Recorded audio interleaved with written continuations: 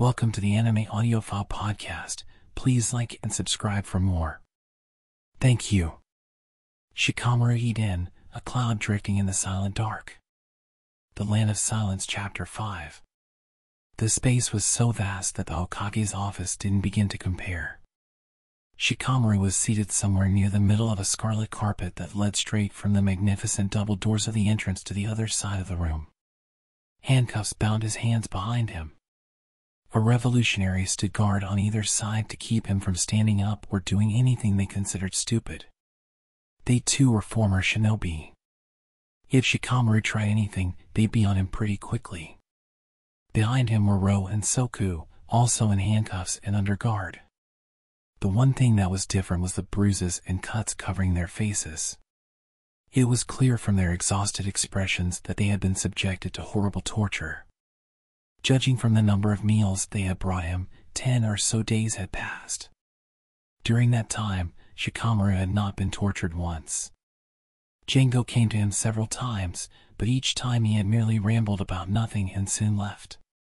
He would talk about truly trivial matters like how the weather was good that day or speculate on what he would have for dinner, and then leave. "Bow your head," the revolutionary to his right said before grabbing Shikamaru and pushing his forehead to the carpet. "They are our valued guests. We must not treat them with violence." He heard Django from far ahead of him.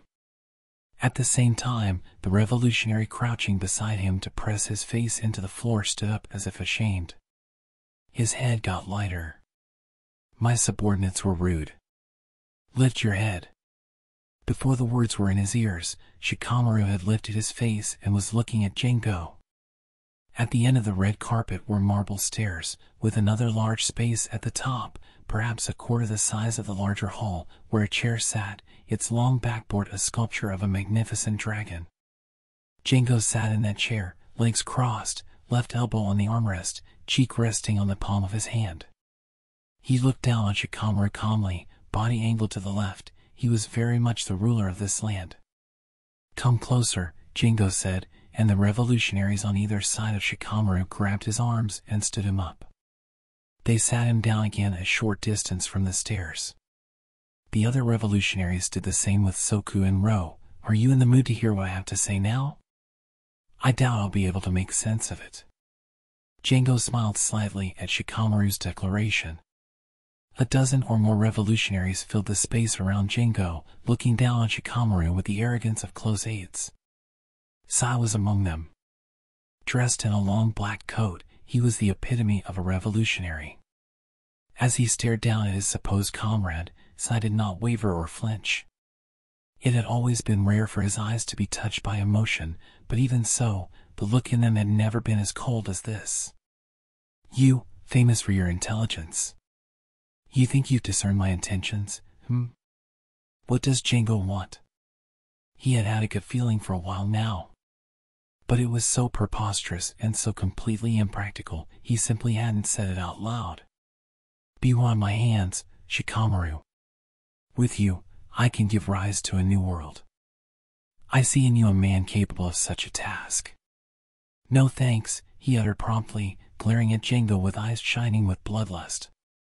But the master of the land met his fiery gaze coolly, with the air of a gentle breeze blowing somewhere. "I have no interest in a man who would jump to say yes when asked to be one of my hands." "That's fine, Shikamaru. You know, that tone of yours is really getting on my nerves. You act like you've seen through everything. What do you even know about me, anyway?" Shikamaru wasn't really angry. He wasn't foolish enough to lose his cool over something like this. He just wanted to see his opponent's attitude when he tried to pick a fight. A person can never completely know another person. Which is exactly why we are talking like this, is it not? I haven't seen through you or anything like it. It's only that I've lived just a little longer than you, so I can get a glimpse of your emotions. If this manifests as arrogance, then I apologize. And I'm telling you, it's that attitude that's getting on my nerves." "I see." Django lowered his eyes and smiled self-deprecatingly. And then, for a brief moment, he was silent. He let his gaze wander through empty space, clearly considering things and weighing options before bringing it back down to Shikamaru. He deliberately created an interval to deflect my anger. As he made a show of thinking, Jingo was already preparing the next topic of conversation. If he had pushed ahead with their conversation without pause, Shikamaru's response would have been forceful and hateful, full of pseudo-angry posturing. To avoid a futile exchange, Jingo deliberately paused to change the topic. He took a breath and left a moment of silence to change the air flowing between the two of them. Shikamaru could have kept sputtering indignantly to stop him from changing the tone of their conversation, but it would have been nothing more than empty bluster. All that was left was the silence Jingo invited. This man's used to tactics like this. There's just one thing I'd like to ask you. Will you answer? What? Shikamaru regretted his straightforward response. But it was already too late. Why must shinobi be so persecuted? Shinobi are persecuted? He didn't really understand what that was supposed to mean. Looking at the silent Shikamaru, Jingo began to speak, as if to give background for his question. The adjective hidden is always attached to the villages where the shinobi live. Why must shinobi hide? And what percentage of the realms of this continent are ninja land? It is insignificant, is it not? Others rule over this world. The daimyo. Jingo was exactly right. The ninja villages did have the word hidden in their names, and the majority of the land of the continent was governed and held by the daimyo. But what did that matter? Even if the daimyo did govern the realms, even if the adjective hidden was in there, the ninja weren't persecuted or anything like it. Shikamaru was the central pillar of the allied shinobi, which was precisely why he presumed to understand a little better than most ninja the true state of the world. The daimyo, and the citizens living in the lands they ruled over, were building good relationships of coexistence and co-prosperity with the ninja. Answer me, Shikamaru. Why are the ninja persecuted by these people? Exactly when have we ever been persecuted by the daimyo? It's not only the daimyo. It's everyone other than ninja living on this continent. It looked to Shikamaru like flames blazed up in Jingo's eyes. Well then, I'd like to ask you one more thing. You said just one quest, I want to ask you one more. Cutting Shikamaru off firmly, Jingo continued. Ninja have powers different from all other human beings. Would you agree with me on that? Chakra and ninjutsu. Ninja did indeed have powers very different from normal people. Shikamaru nodded wordlessly. Jingo looked at him, satisfied somehow, before speaking again. The powers of the ninja are already so strong they cannot be contained within a human framework. Once more, Shikamaru nodded.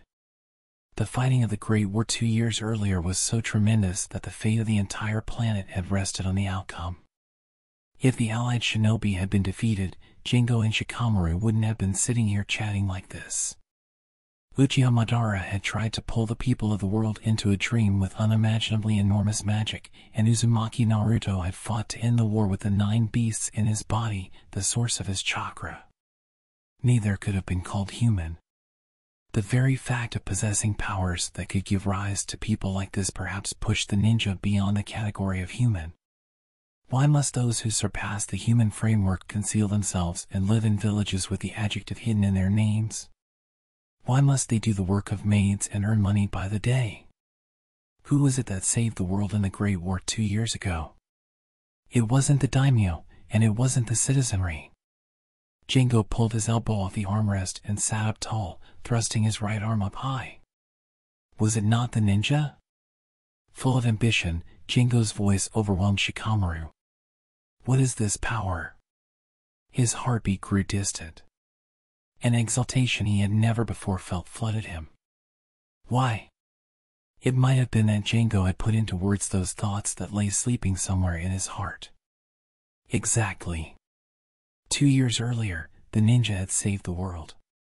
Ninjas sacrificed their lives fighting to protect this world, and yet precisely how many people know this?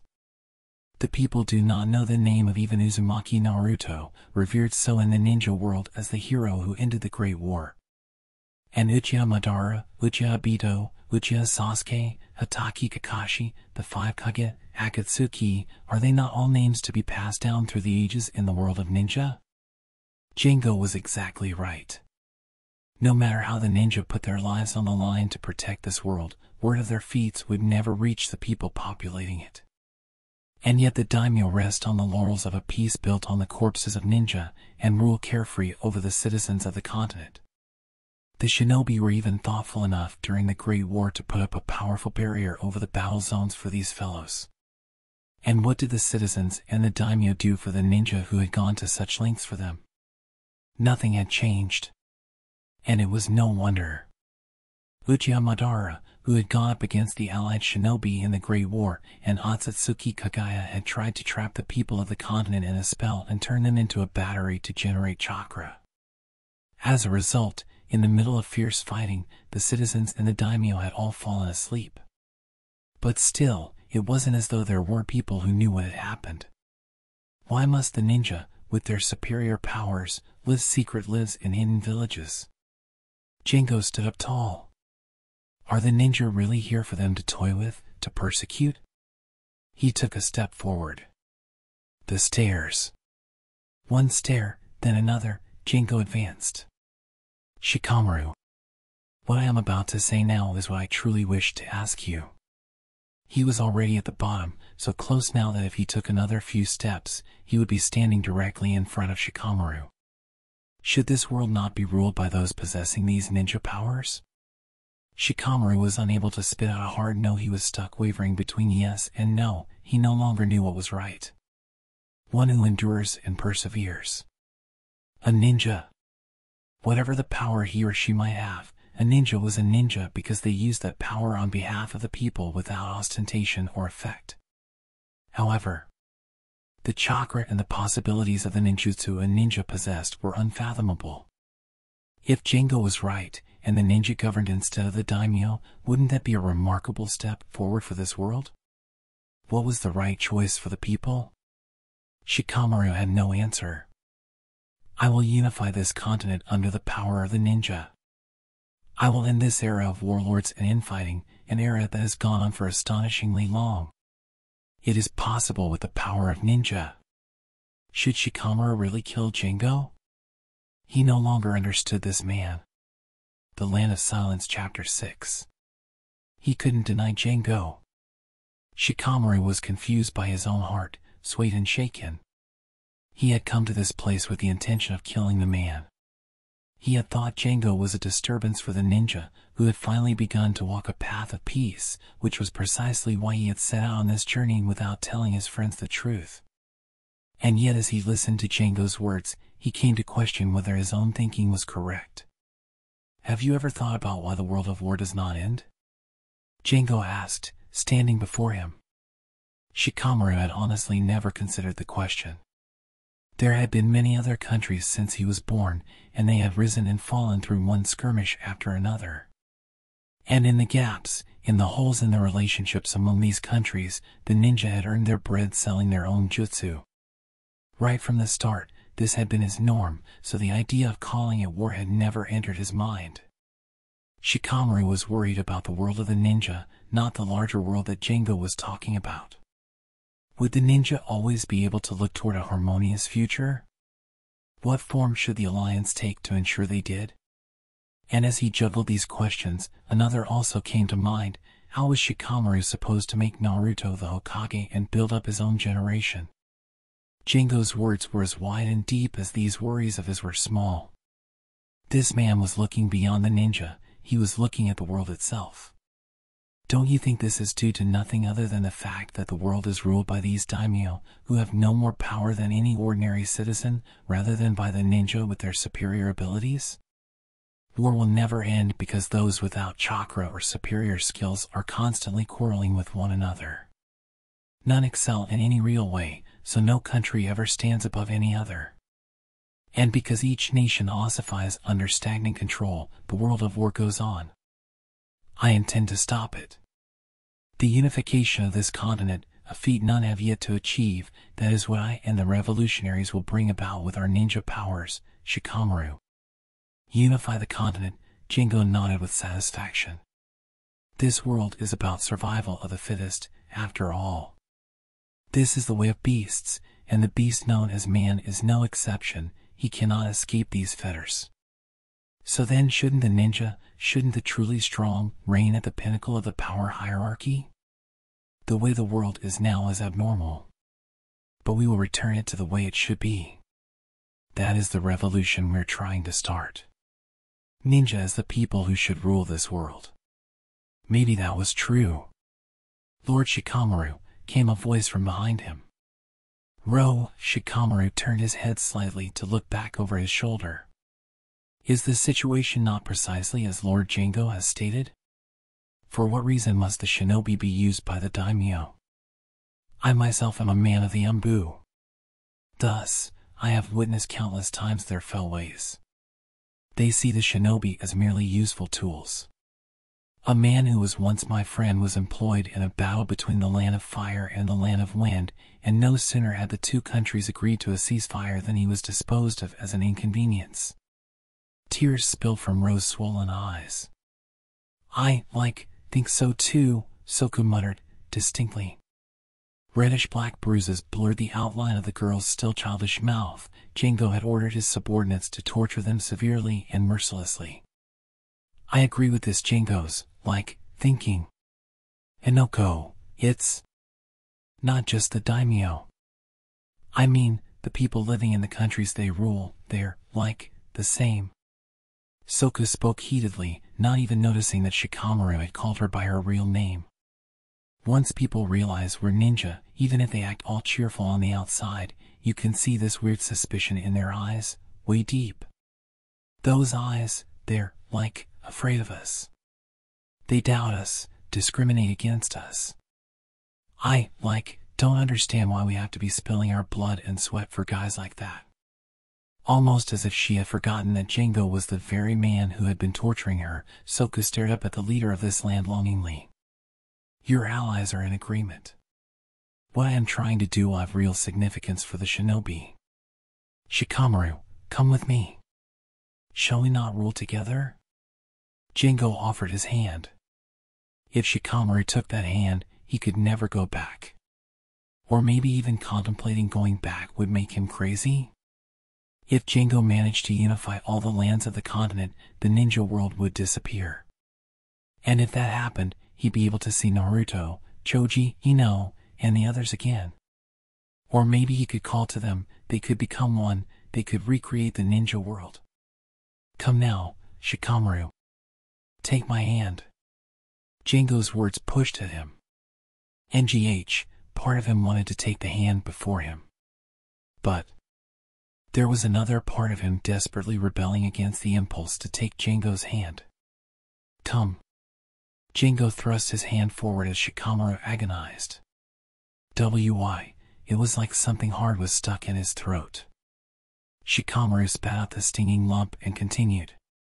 Why the hell should I take orders from you, oh ho? Still failing to comprehend after I've spoken at such length. You are quite the obstinate man. Shikamaru didn't get it. There was still something in the deepest part of his heart that wasn't completely convinced. And that contrary nature despised the thought of becoming a vassal. He didn't actually understand why, he just didn't like it somehow. It was a resistance on this level. Every other part of his heart sang its agreement with Jingo. I see. In that case, how about we do this? With his eyes, Jingo signaled the men holding Shikamaru's arms. He then took a few steps back to the bottom of the stairs. The revolutionaries at Shikamaru's sides removed the handcuffs, locking his hands behind his back. At the sudden freedom from long restraint, Shikamaru pitched forward. His forehead about to slam into the floor, he somehow managed to support himself on numb arms and slowly raised his face to look up at Jingo. Jingo opened his arms and thrust his chest out, looking down at Shikamaru. If you cannot trust me, then you should kill me right here and now. Kill you? Shikamaru's voice shook. With your jutsu to control shadows, there's no reason you shouldn't be able to strangle me right here. Come, it's fine, go ahead. How could Django stand there so confidently and demand that Shikamaru kill him? The shaken shinobi grew increasingly uncomfortable with this would-be world leader. He had to be misreading something somewhere. He placed a trembling hand on the floor. Sunlight poured in through the large windows in the walls of the hall. The dazzling light created a shadow on the floor from under his arm up to his torso. The inky blackness began to quiver, growing more violent by the moment, becoming a shivering, and finally transforming into a violent shaking. "Go," Shikamaru ordered the shadow in a voice lacking power. The shadow of his arm became a lance headed for Django. "Now, don't let go, Shikamaru," Django said, with delight, a brilliant light shining in his eyes. His voice, full of ambition, pushed against Shikamaru. Shikamaru's shadow stopped. His shadow stopped, painfully close to touching the tips of Django's toes. Shikamaru willed it to keep going, but no matter how hard he pushed, it would go no farther than that. "What's the matter? Why don't you do it?" Django asked. Weird. Think, Shikamaru," he yelled at himself. He had taken a wrong step somewhere. Where? H&H. He felt a small spark popping in his head. Ro and Soku. They were the weirdness he felt. Ro and Soku were Umbu masters, and the Umbu were not so easily dealt with. Why had Ro and Soku so readily accepted Django's words? It should have been impossible for them to be so docile and accepting of their enemy. They appeared to harbor no resentment, despite the fact that this man had so recently tortured them so harshly. Something was up. And the word for what that was bubbled to the surface of Shikamaru's mind. Jinjutsu. Manipulating a person's thoughts and trapping them within your own jutsu. Jinjutsu. Soku and Ro very strongly resembled people under the thrall of Jinjutsu. So then was he about to be sucked into the same Jinjutsu? Probably. But Jinjutsu was a visual jutsu.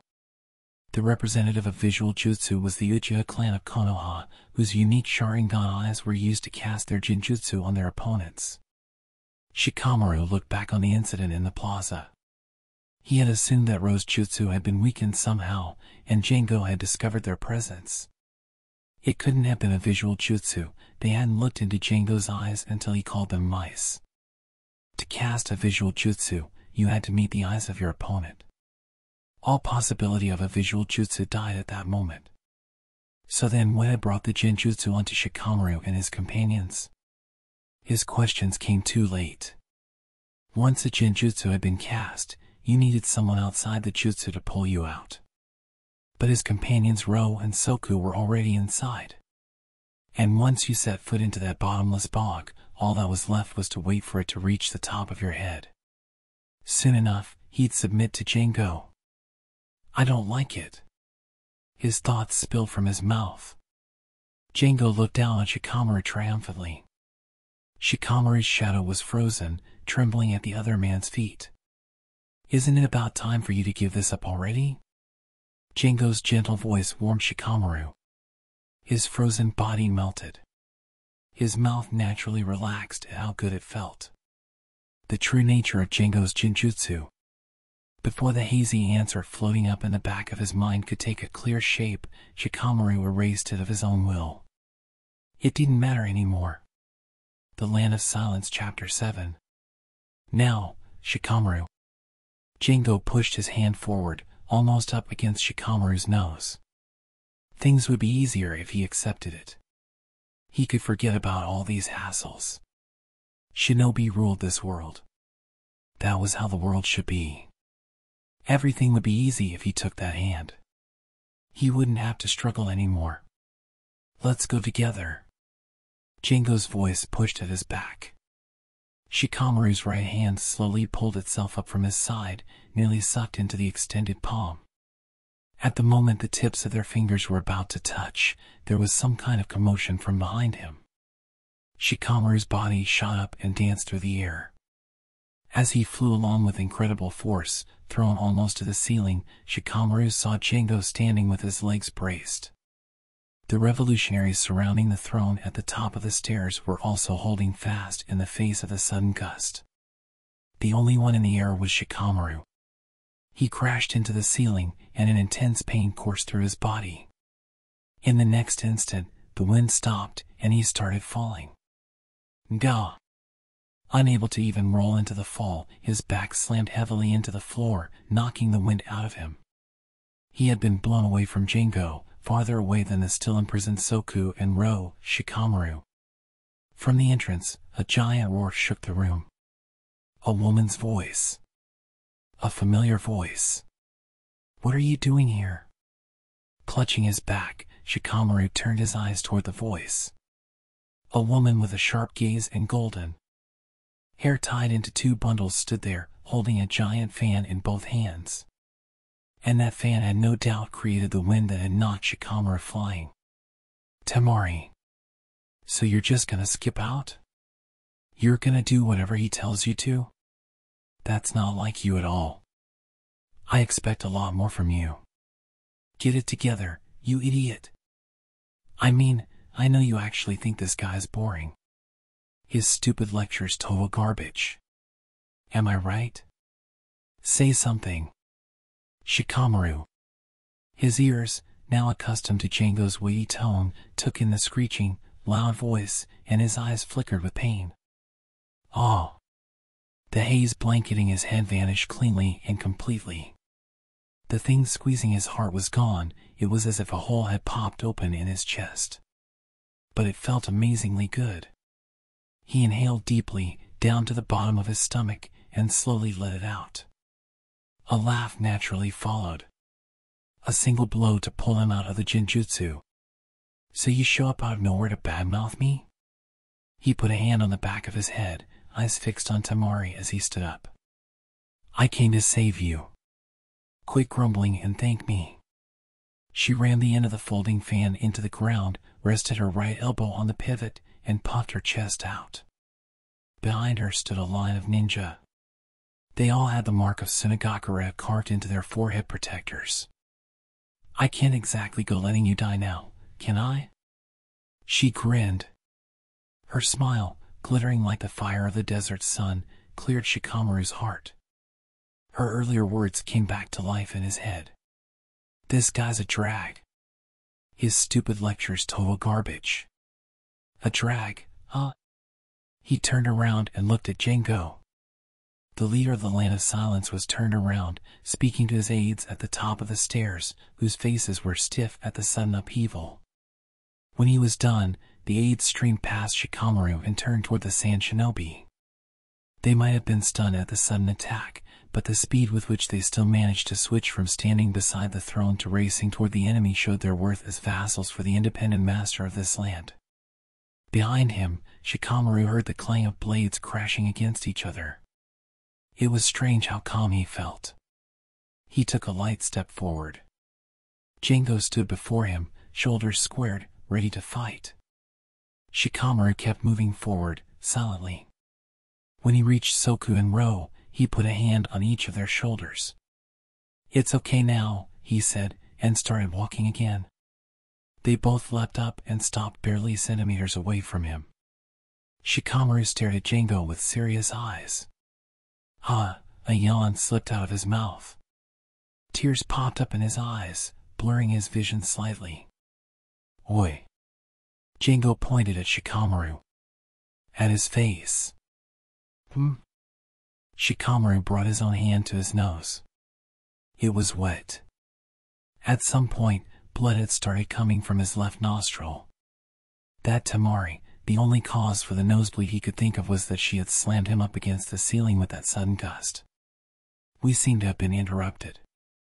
"Now, where were we again?" Django asked, his voice smooth. Shikamaru put his right hand on his head and shook it broadly from side to side. The bones in his neck crackled. "Simply because reinforcements have arrived." "What? Reinforcements? Where?" Shikamaru raised his voice in surprise, interrupting and stunning Django. He watched Jingo's eyes opening wider and realized how crazy his own words sounded. Oh, you mean them? You got it all wrong. They're not reinforcements. Then what would you call them? Dunno. They came on their own. Jingo was dumbfounded and unable to hide his surprise at how different Shikamaru was now from mere moments earlier. Fine, he said, finally. A surprise attack on this level cannot shake our land or our will. Pfft. Shikamaru snorted, unconsciously. A blue vein popped up on Jingo's forehead. It won't shake your land? Even though they made it all the way into your castle? Shikamaru said. Don't underestimate my aides. There are very few ninja of their caliber. Well, I'm looking forward to it. Listen, Shikamaru, Jingo said. No thanks, Shikamaru said, decisively, shoving his right hand forward. Listening to what you have to say is what gets me stuck in your genjutsu. HNGH. Jingo's right eyebrow trembled slightly. Thanks to her, I managed to get out of it finally. And I'm not falling for your tricks twice. Soft. You're soft, Shikamaru. You put your chakra into your voice and cast your genjutsu on your opponent with your tone and your words. And you know, that jutsu suits you, with all your pretensions of being a revolutionary. You really thought this through, huh? The reason my shadow lost power during your lecture was because you already had me in your jutsu by then. Genjutsu? Ridiculous. My words are volition, intention. I truly believe everything I told you before. And those words were not just my personal beliefs, they are fact. Ninja are the ones who should rule this world. This is a definitive fact. You are the one who does not understand. Jingo's words made his earlobe shudder. Shikamaru could feel chakra flowing in, but he wasn't particularly interested in trying to avoid it. He was totally fine. His heart, which had been roiling like a stormy sea, was now so calm it was strange. He wasn't afraid, no matter what happened. Or rather, it's all such a drag. Another yawn forced its way out of his mouth. Why do you get tears in your eyes when you yawn, anyway? Jingo didn't answer. He seemed to be thoroughly rattled. Shikamaru wasn't doing it on purpose. This wasn't a strategy. He had simply returned to his most basic self. Temari's rebuke had made him remember. He was not a king. He had never been one for grandiose thinking, for contemplating the entire world or anything. He was a person who tended to find things annoying, who wanted a just right life. The world, depending on what he did, was basically the ultimate hassle. I can't take on a burden like that. You want to change the world, you get in there and do what you gotta. But wait. If Jingo changed the world, then what would happen to Naruto and everybody? What would happen to Temari after she went to the trouble of coming to rescue him? You know, leaving you to do your thing is actually not gonna work. Where did all that ambition from only moments ago disappear to? What are you thinking, Shikamaru? Open your eyes, Shikamaru. What are you even talking about? My eyes are finally open now. A languid smile spreading across his lips, Shikamaru took another step closer to Jingo. The real me, you know? He was already close enough for the two of them to cross blades. End of chapters 5, 6, and 7. Thank you for listening. Remember to like and subscribe for lots more.